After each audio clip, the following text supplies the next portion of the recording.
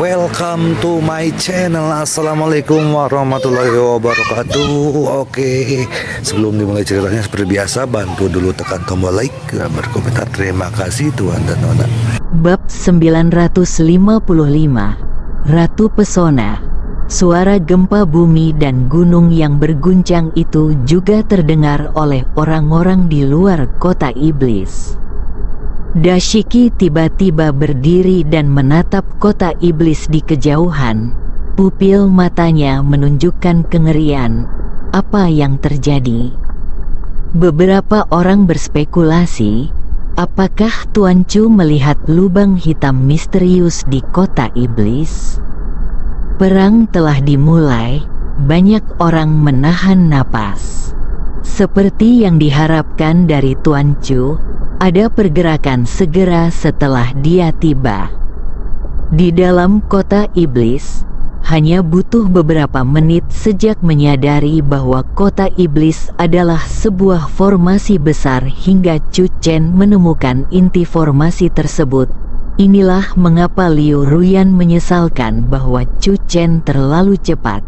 Ketika lubang hitam aneh itu muncul, itu juga berarti perjalanan mereka ke kota iblis akan memakan waktu lebih sedikit daripada di kota Baisha. Saat lubang hitam tiba-tiba meledak, Chu Chen segera bergegas menjauh.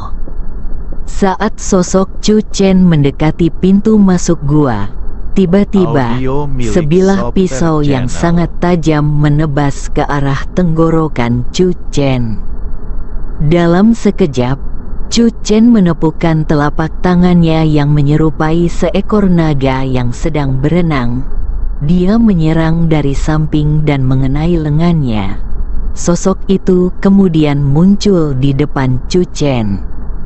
Itu adalah seorang pria muda berambut pirang.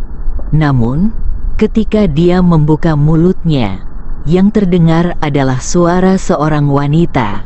Suaranya sangat aneh. Dia menatap Chu Chen dengan ekspresi tidak percaya. Bagaimana kamu bisa menghindari teknik membingungkan suaraku?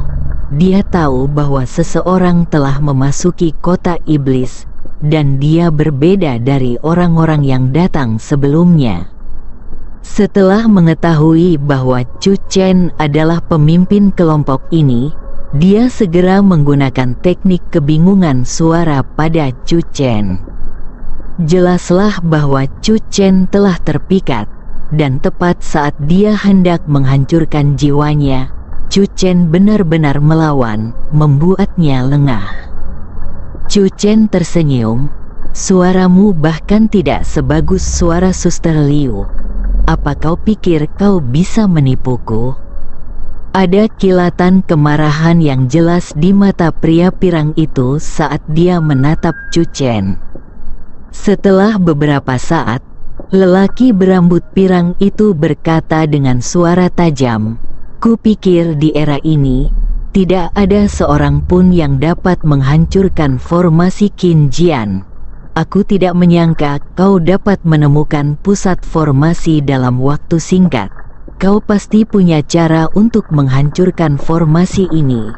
Selama kau menghancurkan formasi dan membiarkanku meninggalkan tempat ini, aku akan memberimu keuntungan besar." Dia jelas seorang wanita, tapi dia sebenarnya mengambil alih tubuh seorang pria. Chu Chen sekarang mengerti bahwa dia tidak bisa meninggalkan kota iblis dan hanya dapat memilih satu dari 67. Tubuh pria pirang ini seharusnya paling cocok dengan jiwanya di antara 67 orang. "Qin Jian? Siapa Qin Jian?" Chu Chen bertanya sambil menarik Liu Siwan keluar dari Chang Tianbei. Dia merasa jika ada kata Jian di sana, dia mungkin bisa mendapatkan petunjuk dari Liu Siwan. Saat jiwa Liu Siwan muncul, mata pria pirang itu menunjukkan kengerian yang jelas. Sekte Pedang Abadi Susan. Chu Chen memandang orang ini. Ketika dia mengucapkan nama Qin Jian tadi, Chu Chen curiga bahwa jiwa ini datang dari timur jauh. Sekarang setelah dia mengucapkan kata-kata Sekte Pedang Abadi Susan, hal itu menjadi semakin terkonfirmasi. Apa maksudmu? Liu Siwan berkata. Dia adalah pamanku. Sebelum aku muncul, Paman Qin adalah pendekar pedang paling berbakat di Sekte Pedang Abadi Susan. Seorang pria kuat dari Sekte Pedang Abadi Susan. Formasi ini sebenarnya diciptakan oleh Sekte Pedang Abadi Susan. Chu Chen mendongak dan tiba-tiba merasakan bahwa pilar-pilar batu yang menjulang tinggi itu bagaikan pedang berat yang menekan satu sisi, dan suara siulan angin di telinganya bagaikan energi pedang tak berujung yang melintasi dunia.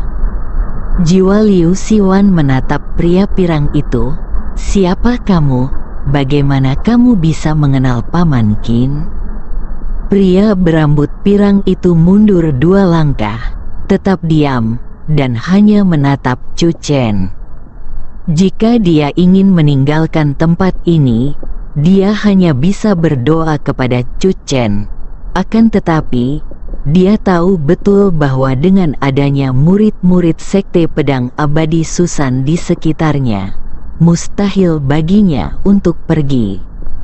Itu seorang wanita, Chu Chen berkata. Dia tahu sedikit tentang seni sulap suara. Mata pria berambut pirang itu langsung dipenuhi kemarahan. Penggunaan kata sedikit dipahami oleh Chu Chen merupakan penghinaan besar baginya. Dulu, seni sihir suaranya telah menjatuhkan banyak sekali pria kuat. Jiwa Liu Siwan berputar di sekitar pria berambut pirang itu, seolah sedang berpikir. Tiba-tiba, jiwa yang berbentuk pedang itu menebas ke arah pria berambut pirang itu. Memanggil, pria berambut pirang itu terkejut dan melangkah mundur dengan kasar. Sosoknya berkelebat dan dia menetralkan serangan Liu Siwan.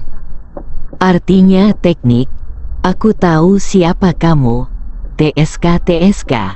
Liu Siwan berkata, aku tidak pernah menyangka bahwa Ratu Meiyin yang dulunya sangat berkuasa, yang senang membunuh banyak senior yang disegani di dunia seni bela diri, diburu oleh pamanku Qin Jian. Sekarang dia telah jatuh ke dalam kondisi yang menyedihkan dan telah mengambil alih tubuh seorang pria. Chu Chen menatap Ratu Meiyin dan diam-diam merasa tergerak dalam hatinya. Dia juga mengagumi senior dari Sekte Susan Xianjian. Untuk memburu Ratu Meiyin, dia mengejarnya dari Tiongkok di timur hingga via di Eropa. Ini benar-benar pengejaran sejauh ribuan mil. Qin Jian tidak membunuh Ratu Meiyin, tetapi membentuk formasi besar untuk menjebaknya di sini. Ratu Meiyin tampaknya telah ditikam di tempat yang dibencinya. Matanya tajam dan suaranya amat tajam. Qin Jian, si penjahat jahat, mengejarku ke sini dan membentuk formasi besar untuk menyiksaku selama 1000 tahun. Chu Chen mengoreksi, 2000 tahun. Ratu Meiyin sangat marah hingga seluruh tubuhnya gemetar. Menatap Chu Chen, bawa aku keluar, dan aku akan menjaminmu kehidupan yang kaya dan mulia. Oh, Ratu Meiyin, atas kejahatan yang kau lakukan saat itu, kau pantas mati 100 kali. Itulah sebabnya pamanku memilih memenjarakanmu di sini. Jiwa Liu Siwan melayang di udara dengan cahaya biru terang. Aku tidak pernah menyangka bahwa setelah 2000 tahun, kau akan bangun dan melakukan hal-hal jahat saat itu juga. Hari ini, aku, Liu Siwan, atas nama Sekte Pedang Abadi Susan, akan mengambil nyawamu. Dalam sekejap, energi pedang bangkit sangat tajam. Pupil mata Chu Chen sedikit mengecil. Liu Siwan belum pernah menunjukkan kekuatannya di depannya sebelumnya. Chu Chen bisa merasakan energi pedang yang melonjak pada saat itu. Kekuatan Liu Siwan pastinya adalah yang terkuat di antara semua orang yang pernah berinteraksi dengannya. Benar-benar layak disebut Sekte Pedang Abadi Susan. Ratu Mei Yin telah merasuki pria berambut pirang itu, menghadapi Liu Siwan, yang hanya dalam kondisi Yuan Shen, tidak ada ruang untuk perlawanan. Chu Chen hanya melihat momentum Yuan Shen yang seperti pedang, memaksa Ratu Mei Yin mundur terus-menerus. Dalam 10 gerakan, Yuan Shen Ratu Mei Yin meninggalkan tubuhnya dan terbang keluar. Suaranya melengking dan memohon, "Biarkan aku pergi." Liu Siwan tidak menanggapi, atau lebih tepatnya, dia menanggapi dengan energi pedang. Memanggil, itu bagaikan seberkas cahaya menakjubkan yang melintasi kota iblis. Ratu Mei Yin ingin melarikan diri, tetapi pedang Liu Siwan terlalu cepat, seperti kilatan petir. Ledakan, jiwa Ratu Mei Yin hancur seketika. Ketika Xiao Kun dan teman-temannya melihat pemandangan ini, mereka terkejut. Sekte Pedang Abadi Susan sungguh terlalu kuat. Bahkan seseorang sekuat mantan ratu musik charm itu pun akan tetap jatuh. Bab 956 Iblis sudah mati. Pedang Liu Siwan terputar ulang dalam pikiran Chu Chen. Menakjubkan, kuat, tidak bisa dihancurkan. Apakah ini teknik pedang abadi yang disebutkan Liu Siwan? Belum lagi naik ke surga, tidak berlebihan jika dikatakan dia ingin membunuh yang abadi. Ratu Mei Yin merupakan sosok yang berkuasa lebih dari 2000 tahun yang lalu. Sekalipun dia ditekan di kota iblis yang jaraknya ribuan mil jauhnya dan tingkat kultivasinya merosot hingga ke alam transformasi ilahi, namun kekuatannya tetap ada, dan tidaklah mudah untuk menghancurkan jiwanya. Namun, Liu Siwan melakukannya secara langsung di negara bagian Yuan Shen. Tidak heran dia mampu mengalahkan 32 jiwa lainnya di Zhang Tianbei dalam keadaan jiwanya. Dia setiap hari membanggakan dirinya sebagai anak ajaib nomor 1 di Sekte Pedang Abadi Susan. Tampaknya dia tidak sepenuhnya sombong dan memiliki beberapa keterampilan nyata. Xiao Kun dan yang lainnya memasuki lubang hitam dan segera muncul, tampak terkejut sekaligus gembira. Masih ada orang yang hidup di dalam. Mendengar ini, Chu Chen tidak bisa menahan perasaan senang dan terbang menjauh. Di dalam lubang hitam ada ruang yang gelap gulita. Daerah ini adalah penjara yang disiapkan Qin Jian untuk Ratu Mei Yin. Dia telah menanggung siksaan bertahun-tahun di sini sebagai hukuman atas dosa-dosanya. Samar-samar saya mendengar suara ratapan, jeritan, dan teriakan minta tolong. Chu Chen mengeluarkan manik-manik dewa api dan menyemburkan api, menerangi ruang gelap. Namun tiba-tiba, terdengar teriakan.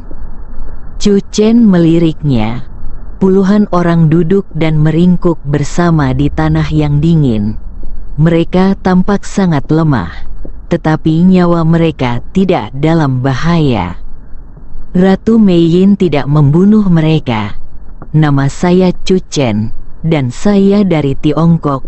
Chu Chen berkata dengan suara keras. Kami di sini untuk menyelamatkanmu. Apakah ada yang bisa mengerti maksudku? Tak lama kemudian, seorang wanita setengah baya berdiri dari antara kerumunan, tampak bersemangat. Apakah Anda pahlawan Tiongkok, Chu? Chu Chen mengangguk. Mata wanita paruh baya itu langsung berkaca-kaca, dan dia segera menceritakan berita itu kepada yang lain dalam bahasa Via. Yang lainnya juga sangat bersemangat, dan mereka semua berdiri dan berterima kasih kepada Chu Chen. Saya juga pernah mendengar tentang pahlawan Tiongkok Chu. Pahlawan Chu sebenarnya datang untuk menyelamatkan kita. Terima kasih, Tuan Chu. Tentu saja, Chu Chen tidak mengerti kata-kata ini. Dia menatap wanita paruh baya itu. Aku harus memanggilmu apa?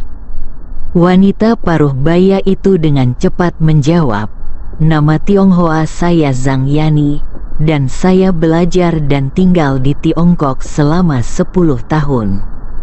Saat ini, Zhang Yani merasa bangga akan 10 tahun pengalaman bahasanya yang berharga. Karena di antara semua orang di sini, dialah satu-satunya yang dapat berkomunikasi dengan Tuan Chu. Apakah semua orang masih bisa keluar? Chu Chen berkata. Atau tunggu di sini saja. Aku akan memberitahu Dashiki dan dia akan mengirim seseorang untuk menjemputmu. Zhang Yani menyampaikan maksud Chu Chen. Tetapi saat ini, semua orang berkata bahwa mereka bisa keluar.